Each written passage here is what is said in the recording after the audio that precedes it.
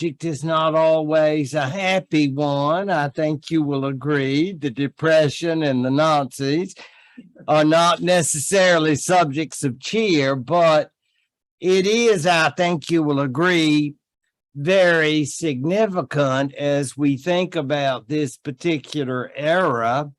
And so I will have some interesting, I hope, issues to bring up for you today. People often wonder about this relationship, which is odd to say the least.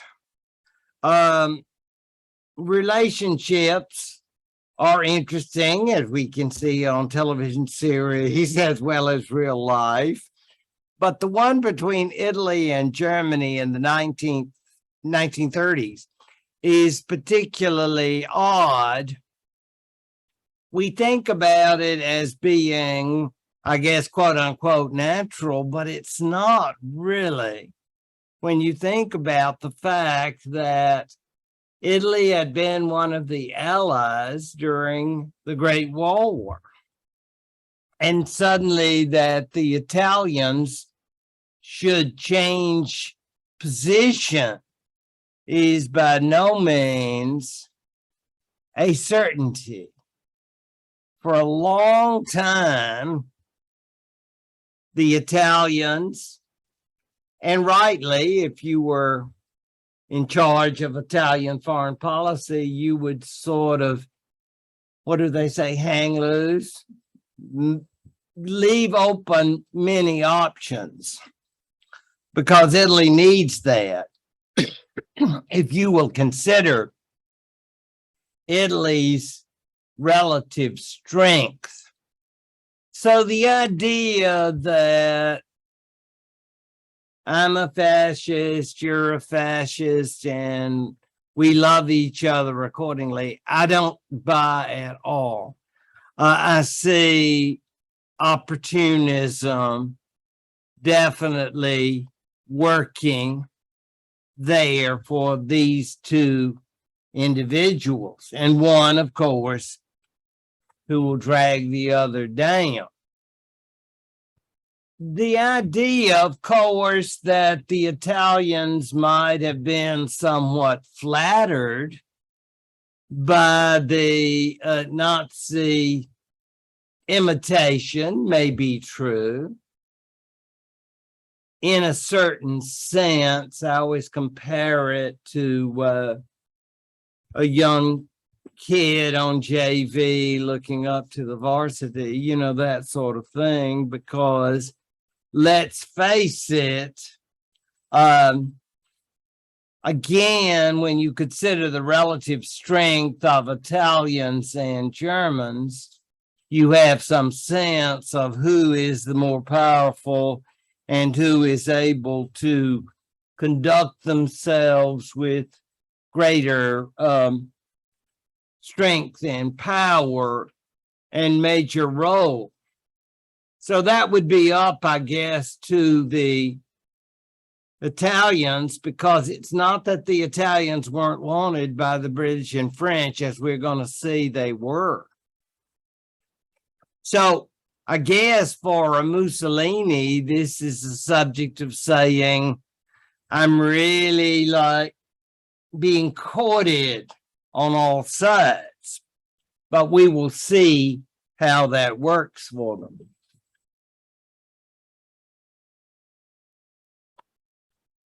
I decided to show you this particular picture photograph, which was taken on the day of January 30th, 1933. And you'll notice, and I think this is very interesting for those of you who may have studied this particular period, you'll notice that everyone wears civilian clothes. And this may be for the purpose of pleasing those who were already in the Weimar power structure, because they were all supposed to be playing civilian roles. This, of course, will be Hitler and his cabinet. And for those who are not aware or who may have never had the opportunity to study this period in German history, you may not be aware of the fact that there are only a few of these people who were part of the Nazi movement. Most of them were players. They are individuals who have their own influence, their own grouping, and they were brought into this group as part of a coalition that were thought, by virtue of their positions, to be, ironically, a hold on Hitler. I know, it's amazing how we can already see the future. It's like they were playing a sort of set game, and of course we understand the Nazis won. It's interesting, we can't read people's minds, and we understand that many of these individuals, and of course you'll recognize Goering, the famous airplane ace from the First War. And two of them that I want you to notice, particularly, who were not Nazis, but who were very prominent players in this situation. And they are both very, very aristocratic. And I'm sure they had much contempt for Hitler and his group, but this allowed them to be power players, to be involved, because they had already been involved. Who are they? The tall man in the back. I probably won't do this right. Von Neurath. That's about the best I can do. I'm sorry. Neurath. And the one seated by him is the famous Catholic of the Catholic political party, von Papen. I was reading about them. Von Neurath actually got out of prison in 1954, so he had a relatively short sentence, and he died a couple of years later in 1956. Von Papen lived on until 1969, which, in other words, these are not, I'm not saying they're nice people by any means, but I'm saying they're not the hardcore, and so they were not subjected to capital punishment. As a matter of fact, they served their time and were released. They both had occupied significant political positions during the Weimar government. I came across this photograph. Remember last time we were talking about this beautiful Lausanne, and you see them strutting around, and you're thinking, so why are they there? Well, shoot, they're part of the German delegation to this financial convention when they're going to say reparations. That's pretty much over. We're not paying anymore. And this is 1932. So this is, of course, before Hitler becomes the leader of the German government. And these two folks are already, as you can see, the official representatives I believe, in fact, von Neurath was actually the ambassador to Switzerland. Oh, yeah. So, I mean, these people were very important. And of course, for the purpose of the Nazis, people like this are very useful because of their non-Nazi background, but they're supporting him because, of course, the Nazis by themselves don't have all of the support they need. And of course, as we're about to see, they won't necessarily always need them. I mean, it's a kind of a disposable thing because you needed. They will both have positions all along in the course of the next years. And that's, of course, why they will end up in tried for war crimes and convicted.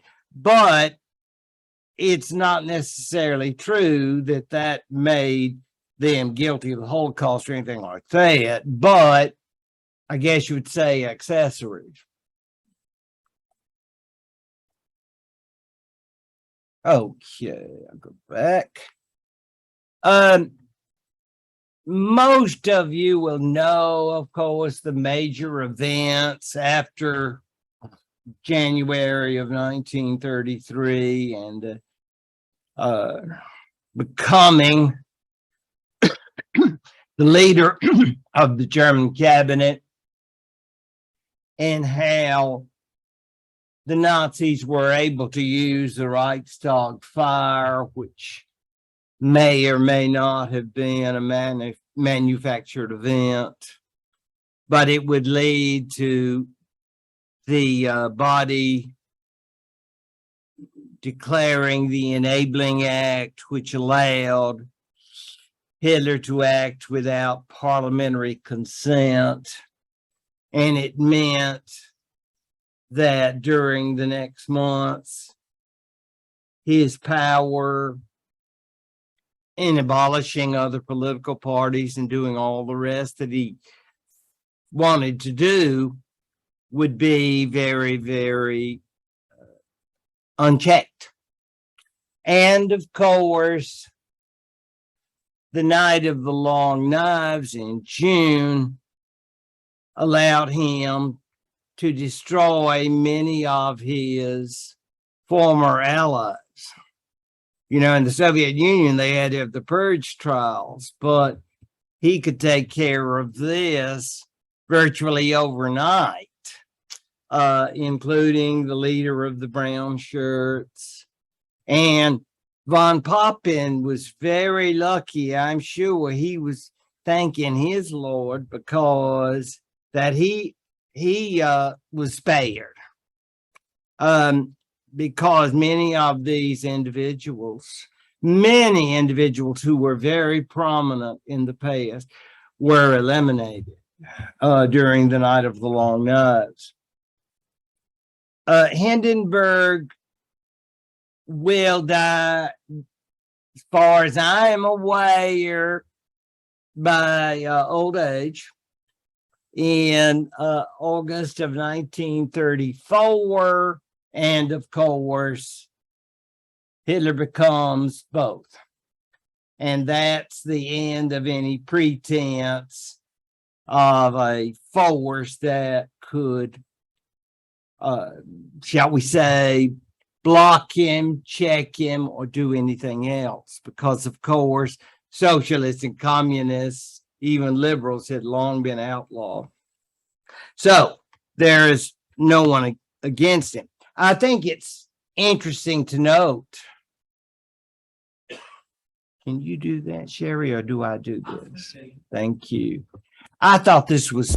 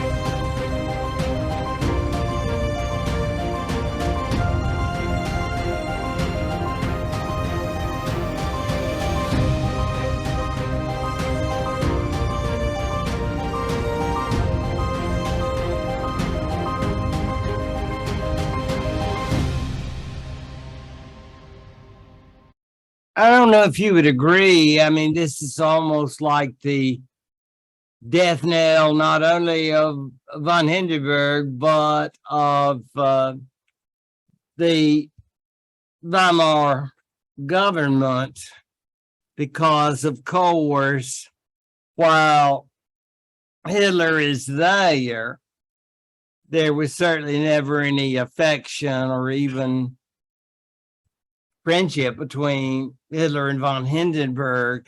We're talking about people of very different backgrounds. I mean, von Hindenburg is some aristocrat from Eastern Prussia, which I guess is in Poland nowadays. But he came from one of these old-fashioned Prussian families, I'm sure, who thought Hitler was not to be associated with. But again, von Hindenburg was in a position that he was aging, surrounded by his advisors who were more or less directing what was going on, and I guess they wanted him to cooperate. But you will notice that Hitler's role seemed to have been, for him, very low key, because this was all about von Hindenburg. And I thought about, he had lived so long, he had really been part of the empire. He was long, I mean, he was before anybody had thought about a Weimar Republic. Let's face it, the guy was huge in the Great War as the field marshal. I mean, it's like a 5-star general for us. So, I mean, it's like we can't imagine someone like that. But I actually had, I guess, because people are so conspiracy minded nowadays, said, don't you think maybe that somehow Hitler had him killed? And I said, I don't think even Hitler could have done that. I think he had probably enough individuals around him during the last months. I'm not saying that Hitler was sad to see him go, but that's just more or less the final act in this sad play of how Hitler gained total power. It is more or less than symbolic, because I don't think when he was in this state, and I think, they talk about people being on the deathbed, I think von Hindenburg had been indisposed for some time. But what a way to go, huh? I mean, they pulled out all the stops. I mean, it was not like a quickie business. It was a full-fledged state ceremony that I suppose it would be the last non-Nazi who would get this kind of adulation. And I would imagine that there was certainly nothing, even as late as August 1934, that Hitler could have done about it. I mean, he couldn't have said, well, let's just do low key. Because no, I don't think he could do that. But once he's gone, then that's it. It's all about me, as you know. And that will be, of course, the case in the next, 11 years, a little less. But it's an interesting phenomenon, and I thought it was interesting to get to see the dramatics of the funeral.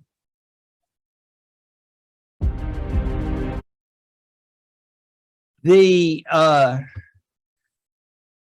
decisions of Germany to sort of, kick up their heels would really begin even before von Hindenburg died. But I already spoke to you about in 1932 saying reparations?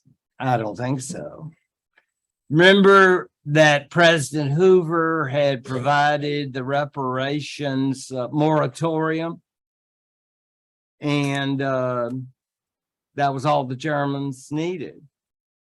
It was like saying, well, we'll just take off some time. And you said, that time is permanent in my.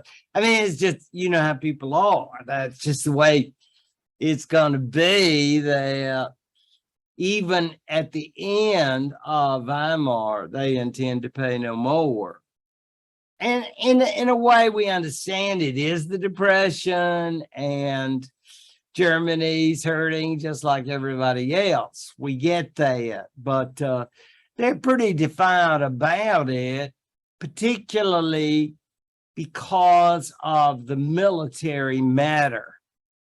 And unbelievably, this is one of the quickest entrances and exits, I guess, in League of Nations history, because they had, and thank goodness Stresemann was gone, because that would have been sad if Stresemann worked so hard to get support for Germany's entrance into the League of Nations. But it lasted only those few short years because, of course, I don't know whether Hitler wanted to show the German people how tough he was, or what led to that decision. But because the former allies, the British and the French, were still engaged in armament programs, and they were still more or less telling the Germans that they should not rearm, Hitler's representative at the League declared them to be hypocrites and said, we just really don't need the League of Nations anymore. So that would be, of course, the second departure of a power from the League of Nations. I think we remember that the Japanese had led the way when they got so angry over the Manchurian matter. So now we know that people can leave at will. It's not as if they're going to say, no, you can't leave, we're going to force you to stay. Well, that's not the way it works. The idea is you're going to want to be in it. We're going to, this is going to be something you love. It. Out they go. And of course, any pretense that, I was going to say play ball, that will do, I think. Play ball with the league and its ideas, that's gone. And understand again that while von Hindenburg is still alive, I'm not sure he has any kind of say so in any of this. I'm sure that by this point, it's Hitler's first cabinet, government.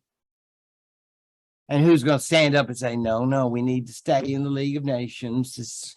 Stresemann would want us to. I'm sure Hitler would care a lot about what Stresemann thought. No, I'm being sarcastic, as you know. I think we're in a whole new time. And this one just kills me. Boy, you talk about a strange quartet, right? I mean, just look at that. And you say, oh, remember the old ad, a Kodak moment? I mean, wow, big hug, go to a big, Jan, remember all the big parties? Yeah, and everybody give group hugs and things. I don't think so. I'm not touching you. I don't think these people are happy at all to be with each other. It's not like, and von Moltke, he was a big old fellow, wasn't he? And again, let's think of the Von. Yes, he's one of those aristocrat. through and through. And I'm sure he's thinking to himself, God, I can't believe I have to associate with these Poles just to keep a nice job. But he was ambassador to Poland. And there's dear old Pilsudski hanging in there. Now, there was once a myth that somehow the Poles were maintaining a democratic government, and I think if you waited all your life to hear it, you'll hear it here now. Poland was not a democracy. It was an anti-Semitic dictatorship. But I'm sorry if I have shattered you with that, but it's just to understand that it may have been that way, but it was in a very difficult position.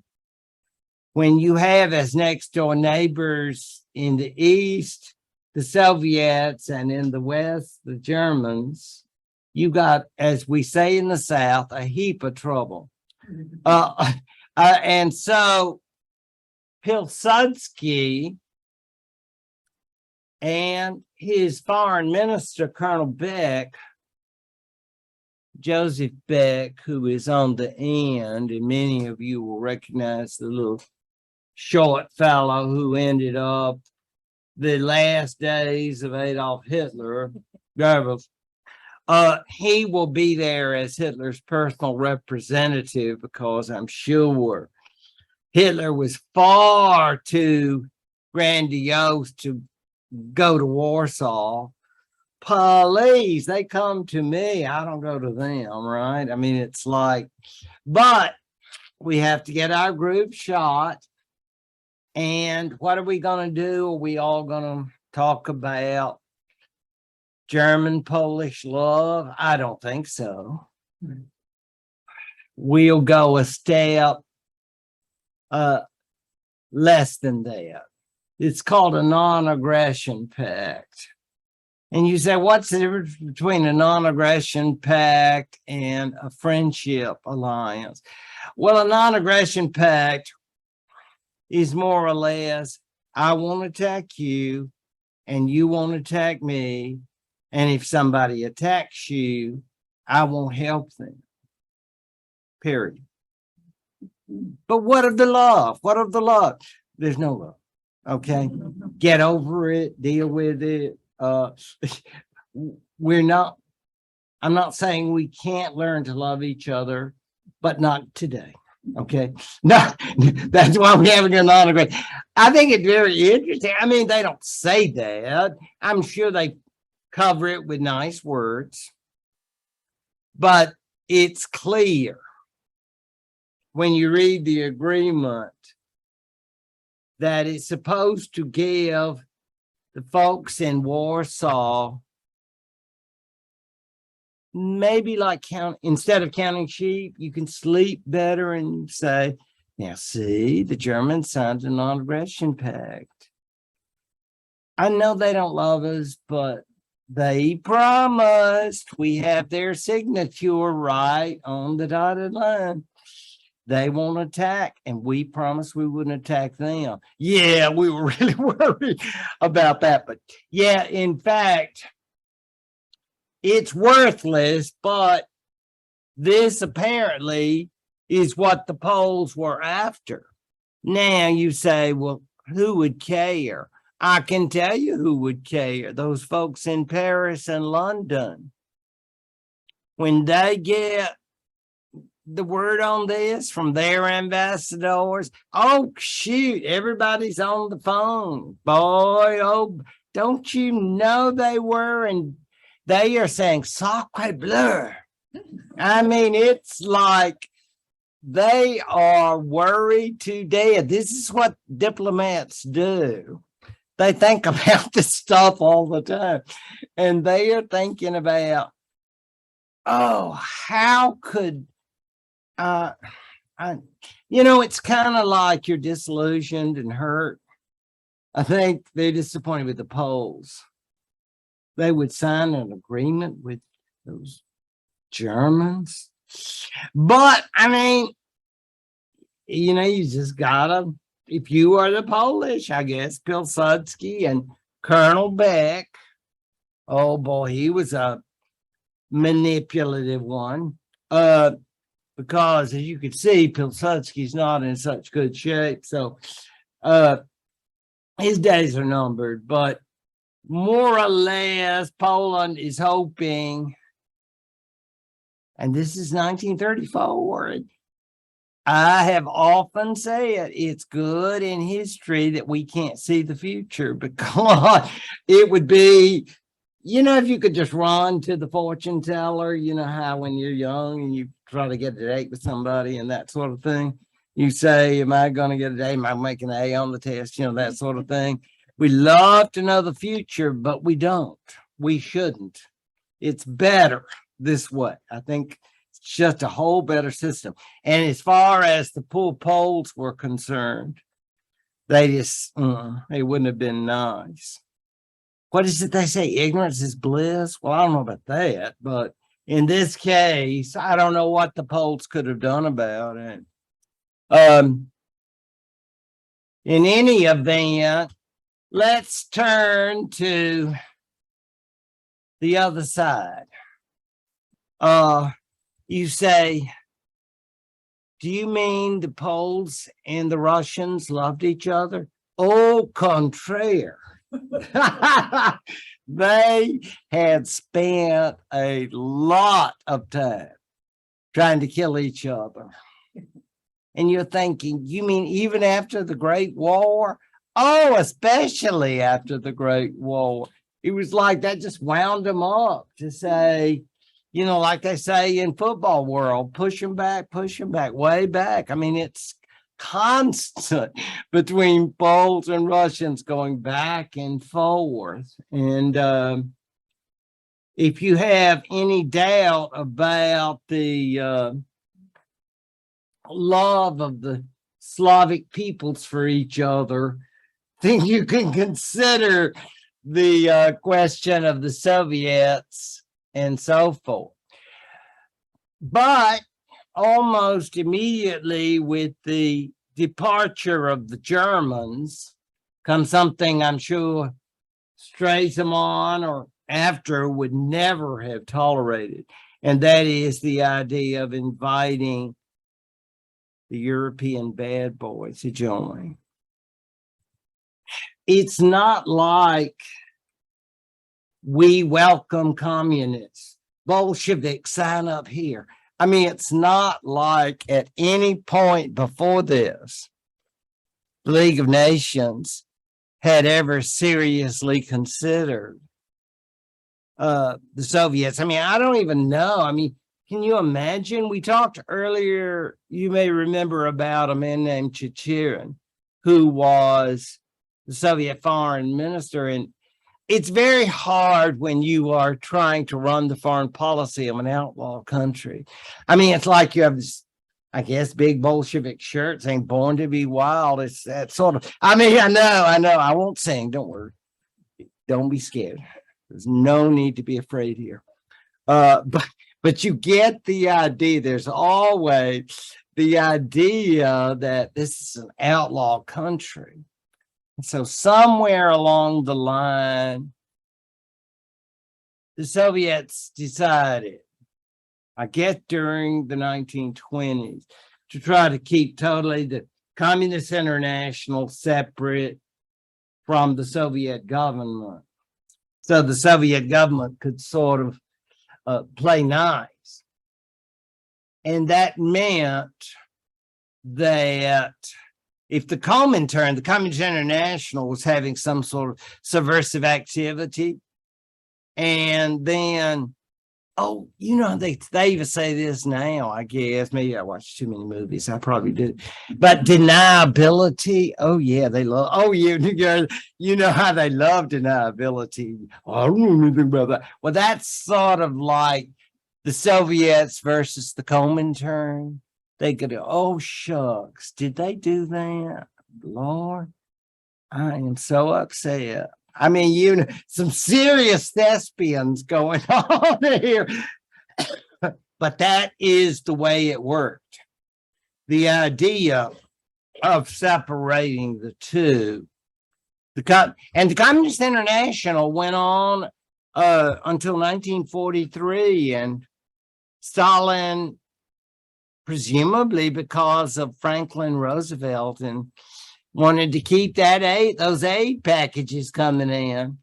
So he abolished the Comintern in 1943. Little interesting historical fact there, but they played that game of that.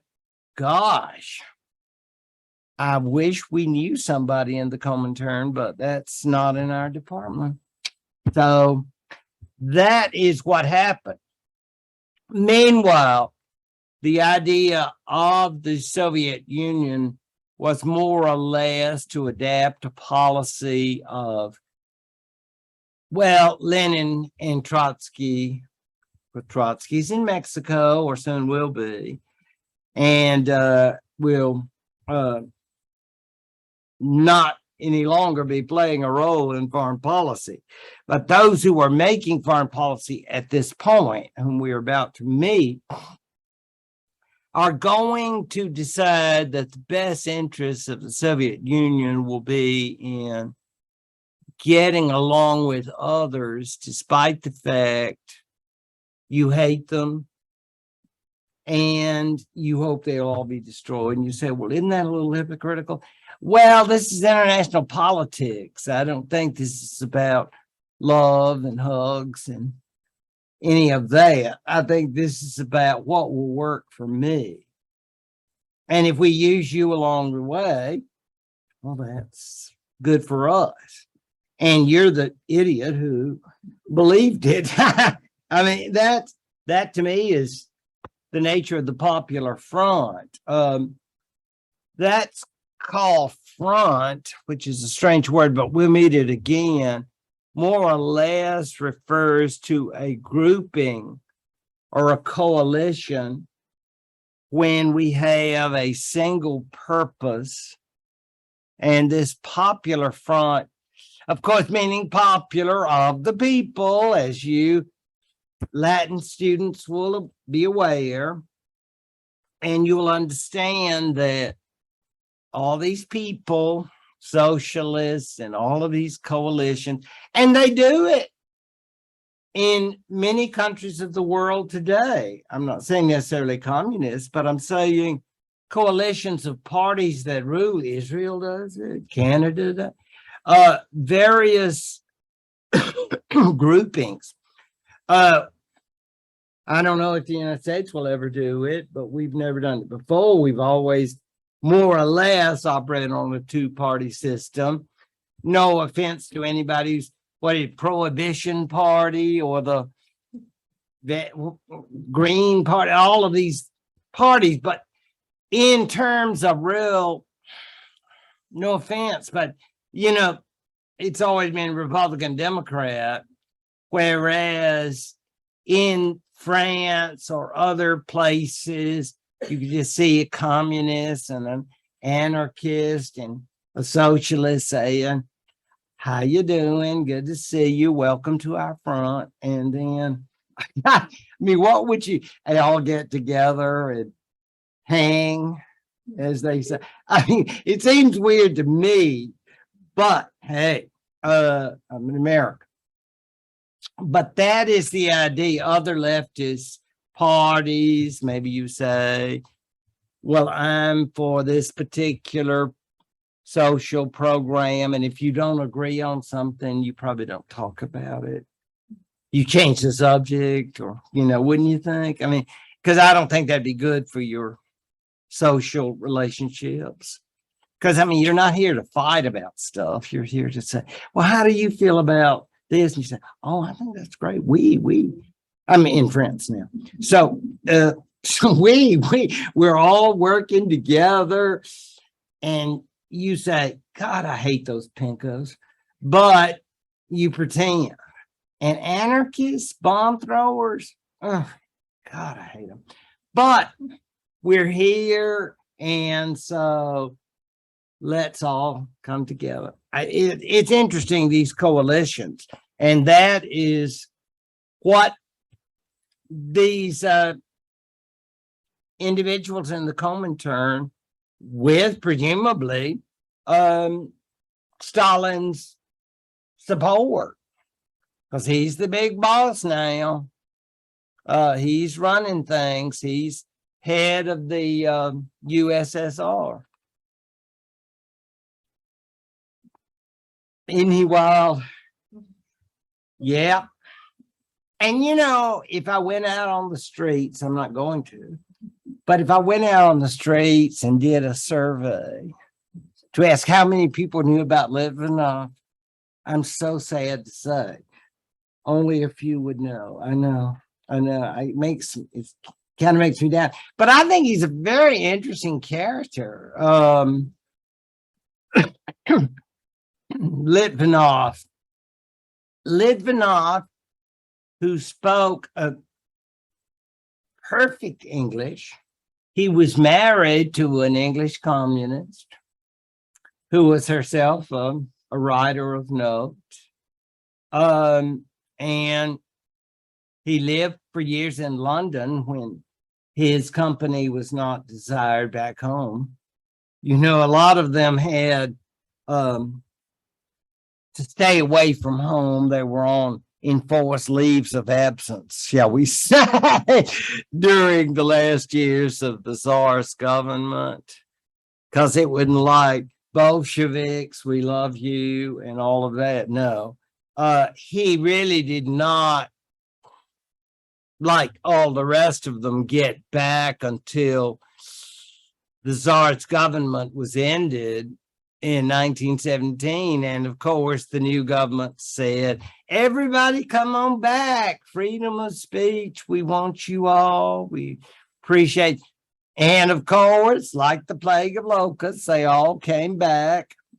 And of course, that government was gone within months, as we know. But he, after all those years of being in England, he and his wife, who, as I say, was herself communist and brought up in a good British communist family. So, where you could do that. They basically then went back. I think after he died, she returned eventually to England, where she died. But during all of those years, he became the sort of face of Soviet foreign policy, because he was, gosh, probably at least trilingual.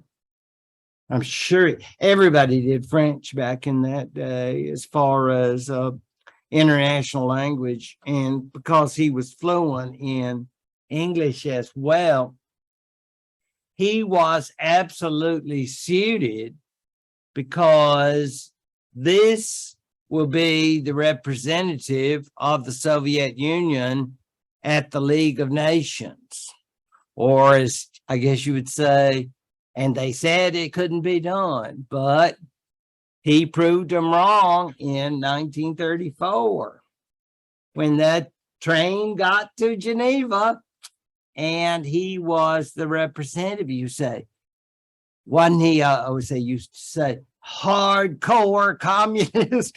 Yes, he was as hard and chorist as he could be, but we're all polished up now. And you see, we're fixed. We have our little glasses and our little suit.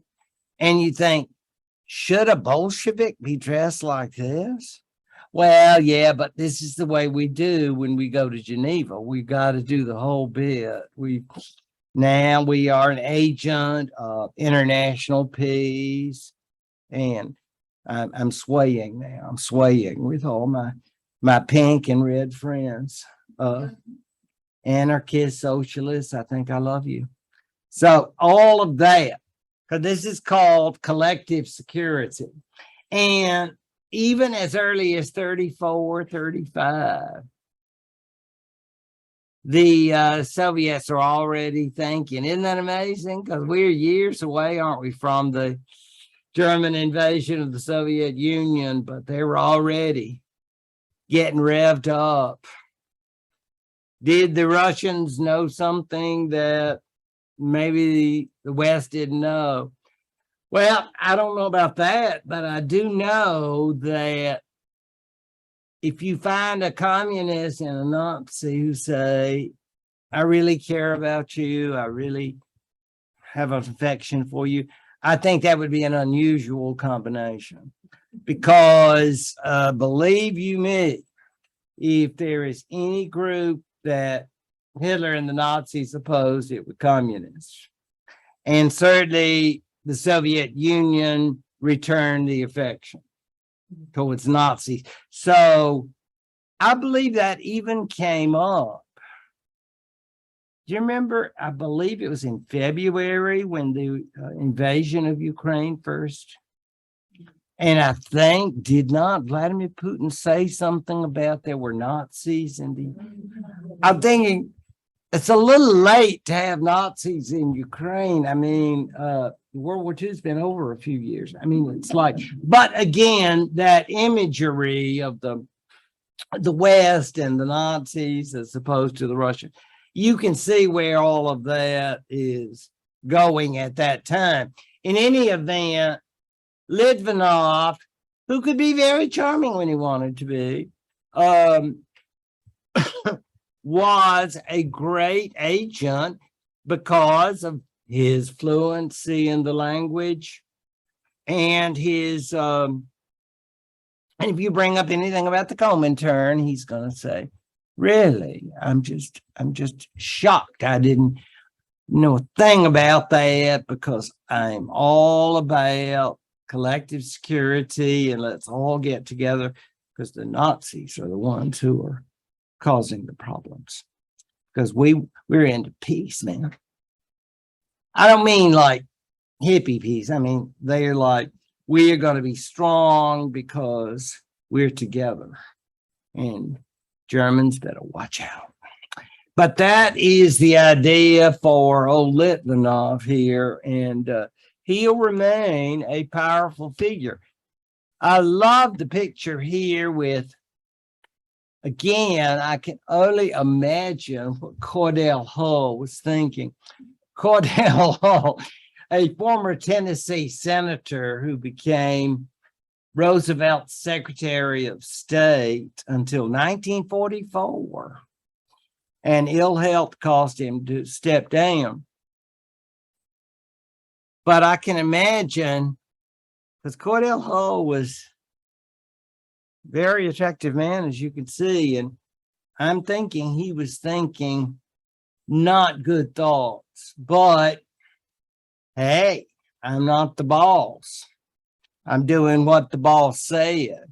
And the boss, of course, was Franklin D. Roosevelt. And Franklin D. Roosevelt, once he took office, decided we are going to have diplomatic relations with the Soviet Union. And I mean, you can just imagine a lot of people said, really? They never paid all their debts and they just renounced their debts. Do we really want to be associated with them?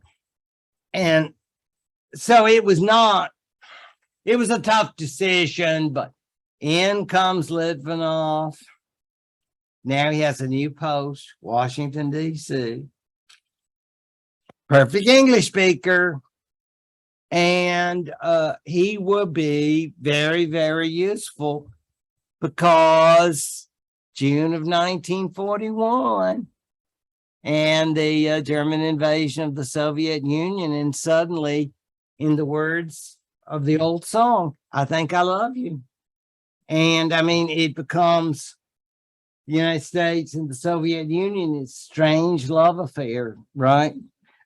But you understand it wasn't one of these like natural loves. And certainly it was not in 1933. They're signing the agreements, and you say, oh, just two buddies hanging out. Oh, Maxim, oh, Cordell. No, I don't think it was like that at all. I think this is strictly business. And probably Secretary Hall had hand washing ceremony when it was over. That blankety blank commie, because so we never make any mistake about Cordell Hall. In any event, I'm just impressed about that he lived until 1951, because living that long is quite an accomplishment. And I'm not going to give credit to the Soviet medical system either. Okay, I'm going to give credit because he was wily. And somehow, and remember, Stalin doesn't die until 1953. So at any point, Litvinov could have been in Stalin's radar, because Stalin liked to have people executed. Let's face it. I mean, it's not like he said, oh, let him live. I think he just, moved on, have other people executed, and he could retire. Now, what had happened, Litvinov was in there, as he was in the United States, as long as he was useful. But that didn't last. He comes back home in the late 1930s to lead the foreign ministry in Moscow. And when, as we're going to see in the winter, and we're going to see that the Soviets decided to go a different way on their foreign policy. You know what Litvinov will get? No, not a weapon, not a gun, a pink slip. Yes, we're all thinking about getting fired, because we know how that happens. When you have big jobs, you don't have tenure. So Litvinov did not have tenure, and you can be assured.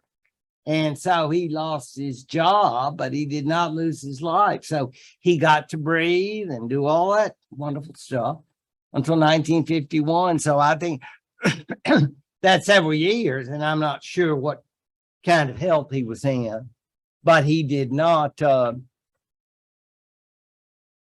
survive. Now, again, I think it's interesting, of course, he is Jewish.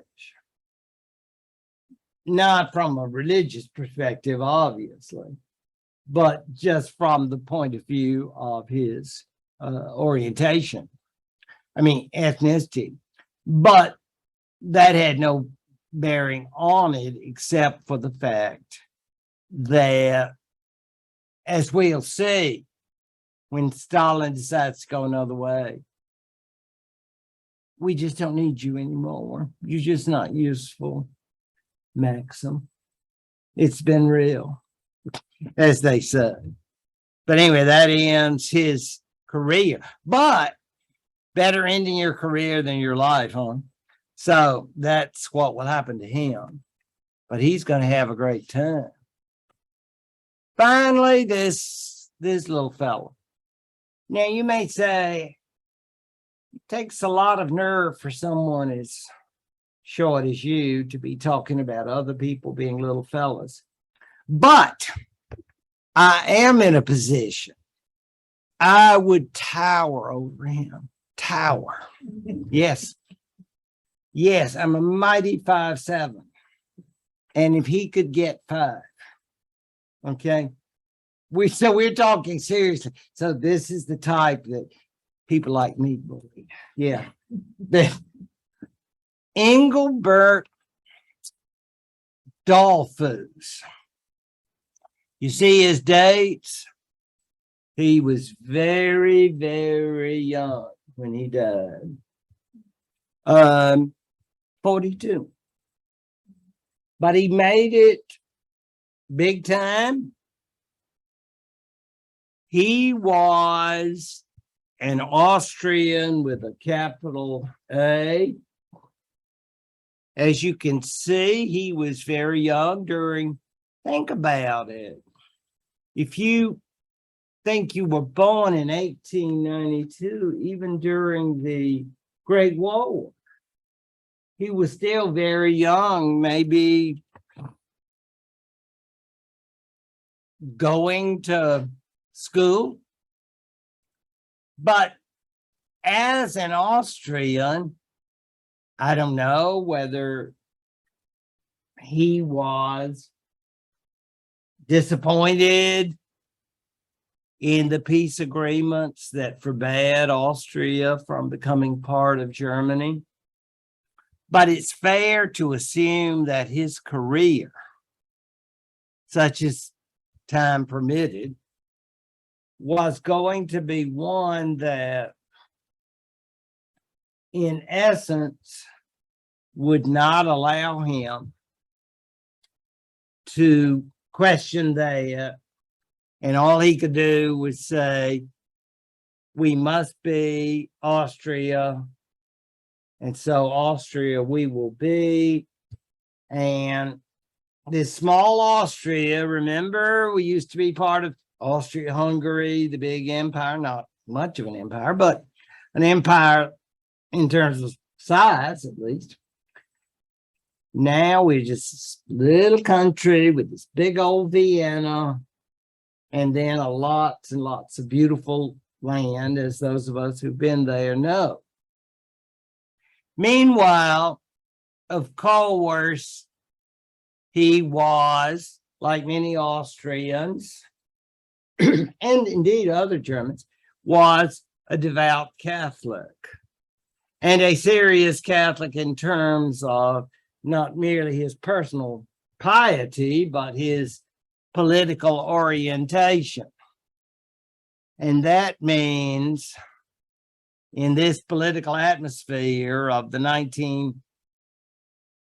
late 20s, early 30s, the Depression, it means we are vigorously anti-communist, anti-socialist. Don't show me anything that's pink and red, okay? And that's going to be Dolfo's. And I don't know, you always think if circumstances had been different, I still don't think he would have been hair liberal. It's like that just wasn't his scene, as we would say today.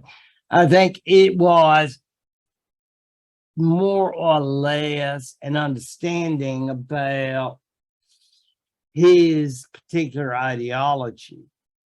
But in the terrible circumstances in which he lived, he even reached the point of basically saying, well, I just don't want them around.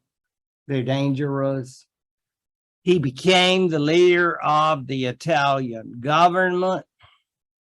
I even call him Catholic strongman, which sounds, but that's what he was. Because in essence, there weren't too many other political parties, and Nazis need not apply, okay? Because you are part of Germany. Dollfuss is more or less a supporter of the Catholic Church, and in terms of maintaining himself, he is going to rely on someone in the South. You say, boy, talk about the odd couple. Yeah, we're talking of Il Duce, the boss. Thank you. I realize that he shares that name with another person, but we'll let that go. Mussolini. I say an odd couple. Mussolini was not exactly known for going to mass and loving it. I mean, the guy he was in the front row pew of the First Church of Mussolini. So I don't think that we have any issue there. But again, we all know about politics making strange bedfellows. So we need a friend if we're Austria. And who is that friend going to be? Well, that's how Dollfuss and Mussolini become friends. Friends, quote unquote. It is a friendship of sorts. I mean, the Dollfuss family, I've seen photographs of them visiting Rome. Yeah, visiting in Italy. And oh, I mean, they were very chummy. And we're talking about when? We just came in 1932. So we are talking about 32, 33, doing a state visit, and a lot of chow and all that. So everybody's, this Austro-Italian business, it's like big brother, little brother, that sort of thing. I guess you would consider that. So there they are, group shot. Yep, we always got to have a group shot. Special Kodak moment. Here I am with the boss. There he is. You see them there with the top hats. So that's the idea that, oh, and there were little Dollfusses too. I mean, there was Proud Dollfuss and the little Dollfusses. So yeah, I mean, they all went for the visits to Italy, and as you know, there was the Mussolinis. So they went to call on the Mussolinis during that particular time. And again, without, how diplomacy is, they probably have a statement of, we really like them and we're so glad Italy and we're tight, all of that. So that's the way it was during 32, 33. Boy, that isn't going to last. Boy, New York Times, front page. I really, really thought that was interesting when I read this article. I thought of all the things, because, a lot's going on in 1934 in terms of the world, the United States. So I just thought that was very interesting. Now, if you can look, well, you see the headline, Austrian Nazis kill Dollfuss, revolt fails. So I'm sure that back in that day, they just had to rely on whatever sources were there in Vienna and surrounding area. But I thought it was interesting. They were already ready to proclaim these were Austrian Nazis who were responsible for the assassination. And I can tell you that since Dollfuss' wife and children were in Rome, Mussolini was especially incensed, because this is his ally, and with his wife and children there in Rome. So I think it's fair to say, I was going to say, I don't want to exaggerate it, but when you're on page one of the Times with everything else that's going on in the world, I think this is a pretty big deal. And what comes out of Berlin? Deny, deny, deny. I guess what else are you going to do? That talk about deniability. We clearly are going to have the sort of thing like, we are as shocked as you are.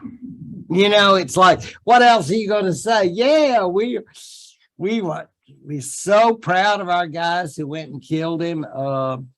We're hoping we can help them we've got a bail raising party. I mean, no, it's like, no, this was terrible.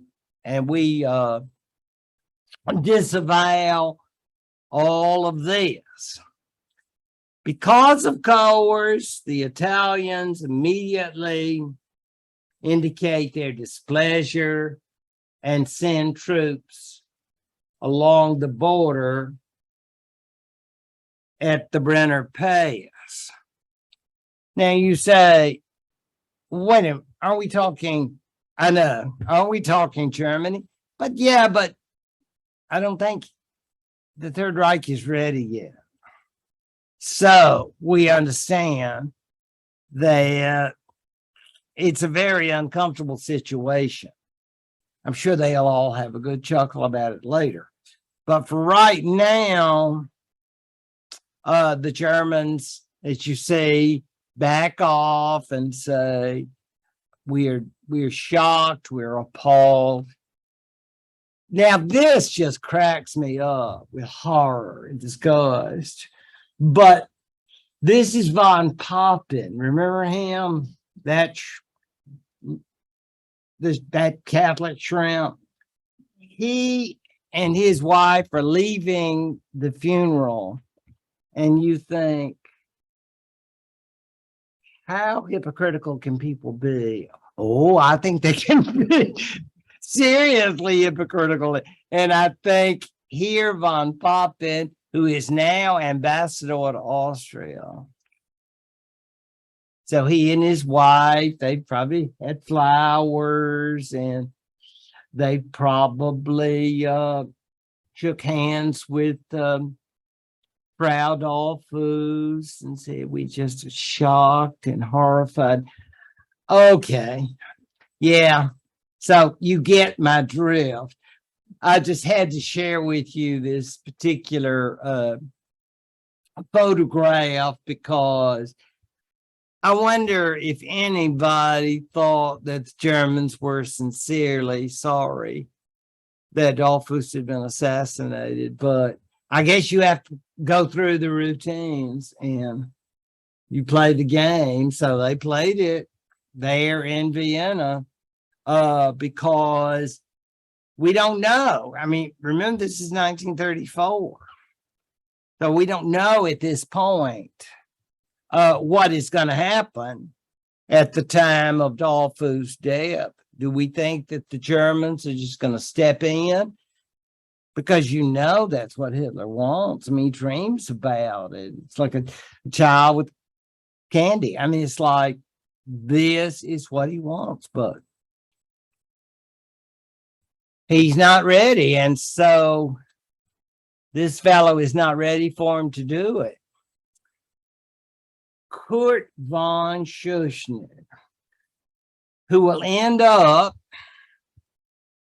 surviving a German concentration camp, which is remarkable. He is another Catholic strong man who will attempt to maintain Austrian independence, even though he will suffer from even more pressure, I dare say, than Dollfuss did, because the Germans had more to offer by this point. He was a very attractive man, but he was also a very determined man. And you see the years, because, of course, when you see the end of it, you will see that was the end of Austrian independence. He will end up after the war and after the liberation, spending years in the United States as an academic. And he wrote fascinating memoirs describing his experiences as the Austrian leader and his efforts to maintain Austrian independence. So, what is the difference between Schuschnigg and Dollfuss? Well, essentially, the one came before the other. I don't know if there's any major difference because They were both anti-socialist, anti-communist, pro-Catholic, and determined to maintain Austrian independence. Now, were they willing to, quote unquote, play ball with Germany? Oh, yes. There was never an issue about saying, well, we don't like Hitler or we want to fight the Germans. No, no, no, no, no, no. We want to be special friend. We can get along. We don't like Nazis between us, but we want to get along and be separate. And see, that's not going to do for Hitler. That will not do for Hitler. So Schuschnigg and his government had to go. Well, I can tell you that with the Schuschnigg government and continued pressure, but believe you me, Schuschnigg was getting on that phone. Remember the old days, person to person, station to station call? Some of us will remember those days. I'm sure there were plenty of calls, whether it was person or station, from Vienna to Rome. Because, of course, the pressure on Schuschnigg would get worse and worse. I don't think he had much of a warm-up period after he came in as Austrian leader. That, I mean, you know, he would have this warm-up period that he was just hoping, clinging to the Italians. And that brings up, finally, again, on my hopes for your trips. No matter how much we love Florida, we love Alabama, we also love Italy. So you may want to go to Stresa. So put that on your maybe go list, because obviously this is what apparently this was Mussolini's suggestion. Mussolini was quite the language speaker, so he had the advantage there, but he invited there, much to their delight, the leaders of the British and French governments. So you have this, I would call it, unusual trio. And that would include well, he won't be with us that much longer. He will be shot by a firing squad in 1945-46. Pierre Laval, who was the current French government leader. And of course, our favorite Scotsman, Ramsay MacDonald, who was somewhat in his dotage. He, you remember, was the leader of the first Labor government. And then poor Ramsay MacDonald came back as the leader of the Labor Party, and he got the bright idea of heading, well, because they asked him, a sort of coalition of Labor and Conservative and Liberal, as they had back then. And so, of course, being vain, like most politicians, he would then say, well, now, if I'm going to lead a coalition, then maybe I'll follow some of the policies of the Tories. And that means cutting back on the budget and other kinds of governmental policies that are anathema to labor. And you know what they did? This sounds like something out of my period, the Middle Ages. That he was excommunicated. He got, he was cast out. That hurts. He was a pariah. Yeah.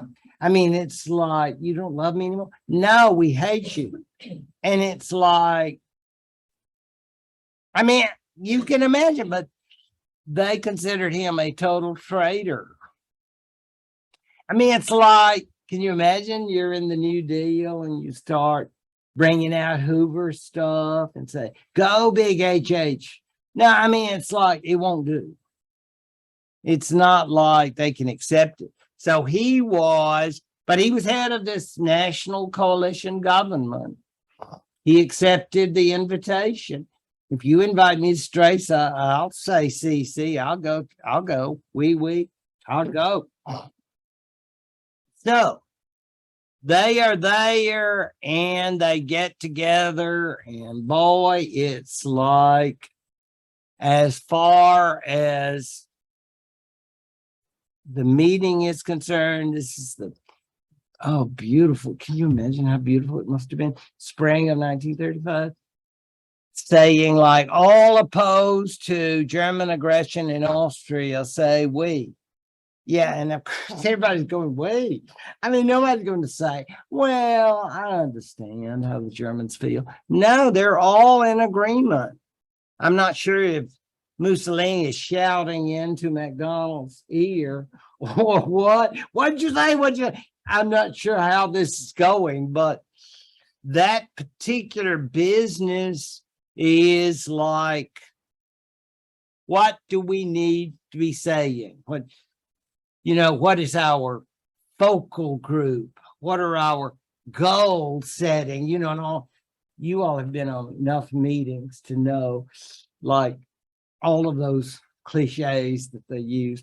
So you can just imagine task force. Yeah, I can stop anytime. But it's so serious that they were going to say, now, you Germans, you listen up.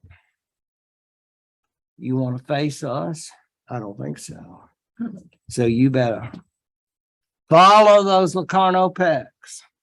The Stresemann said you would. And remember that. I know. Don't be bad. Because if you're bad, we could all come on you. Ooh, scary. Yeah, right. Seriously, if there hadn't been a depression, maybe it would have been important. But with a slippery fellow like Laval, and with all the British problems, and MacDonald, who doesn't even have his own political party anymore, I think it's fair to say that this is a very, very tenuous business. But they call it the Straits Affront. I mean, why don't they just meet in regular places? Yeah, this is no regular place. So maybe the depression, but they seem like they're doing right nicely.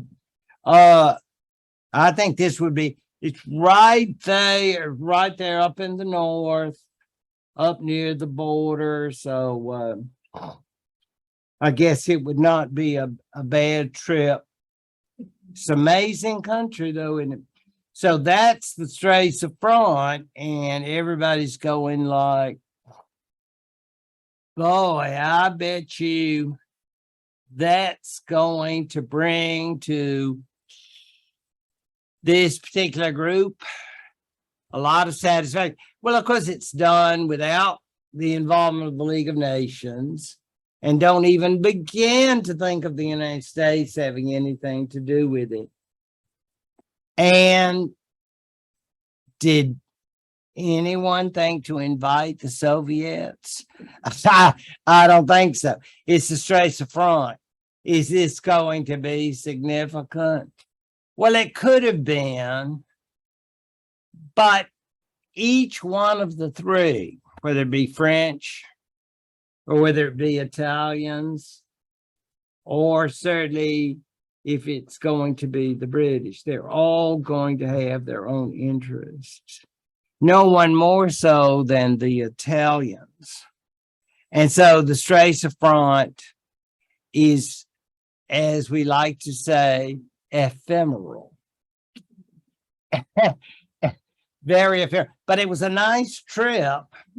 And I've enjoyed this very much this term. And thank you all for your attention. And I look forward to seeing you all in 2023. Thank you very much. Thank you.